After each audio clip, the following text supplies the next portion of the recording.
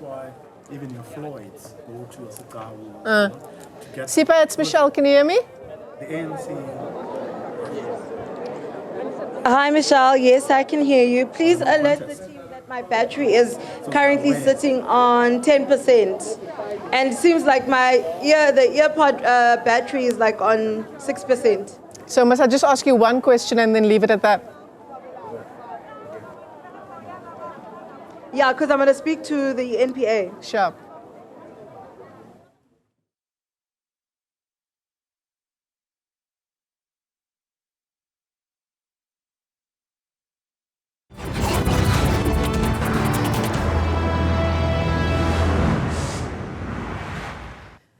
Welcome back. It's your breaking news story this hour. EFF leader Julius Malema found guilty in his 2018 firearm discharge case. He was found guilty on 5 counts, including the unlawful possession of a firearm and ammunition. And that was alongside his bodyguard, Adrian Snyman, who has been acquitted on some of those charges. Newzroom Afrika Sipa Kema was in court for us for that decision. She joins us now live. Sipa, we've seen Julius Malema looking jubilant outside court in the wake of that decision. What does the NPA say about how this case has gone?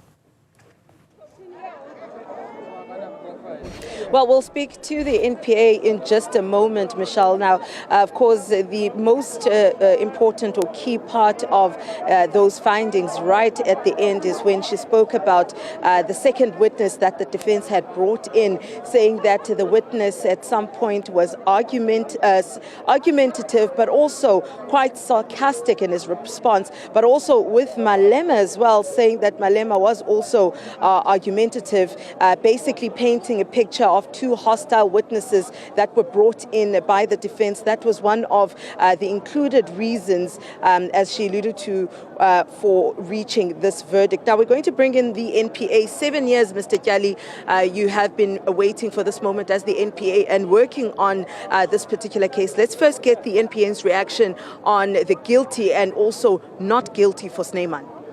We are content that now the court has found Mr. Malema guilty on the charges that we preferred against him. This case has always been about making sure that we uphold the rule of law so that people don't seem to be above the law when they do break it. So we are glad that our work has now come to this level, and we still believe that we still have a hurdle to get through, that one of making sure that we argue in court that a sentence that is appropriate for the crime that is committed is given by the court. Of course, we did consent on some issues relating to Mr. Snyman, and you remember we made an application for him to be charged on a charge of being an accessory after the fact, but the court dismissed that. So we did expect that today it was going to be difficult for us to change such facts. Now, you spoke about that the correct or befitting sentence then to be imposed on Mr. Malema. What does the NPA consider to be the best sentence? For now, it would be premature for us to have a view on that, because remember, the matter has been postponed for them to submit pre-sentence report to us, to the court. Then, after considering such, we'll be able to tell the court as to what we feel is an appropriate sentence, after we have looked at the pre-sentence report and the factors surrounding the accused person. And now, Mr. Kyali, also, Mr. Malema, even today, he's been saying that this is actually racially motivated and that the state is just currently being used in a racial game.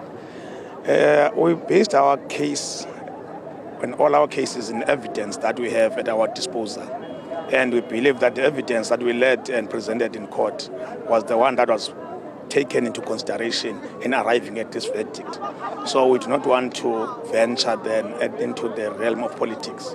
Right. Thank you so much. That's Luxolo Kyali there. Michelle, of course, they're giving us the NPA's reaction as well as the way forward for the NPA, saying that they're hoping that the court during sentencing, which we are expecting pre-sentencing to start on the 23rd of January 2026, they want a befitting sentence to suit Mr. Malema, but says that for now it is still early days on what exactly that is. They're waiting for the pre-sentence and mitigation report to be filed by accused one's defense, and they, as the NPA, will decide which they feel is the best sentence for Malema within this. Now remember, in total these counts are 6.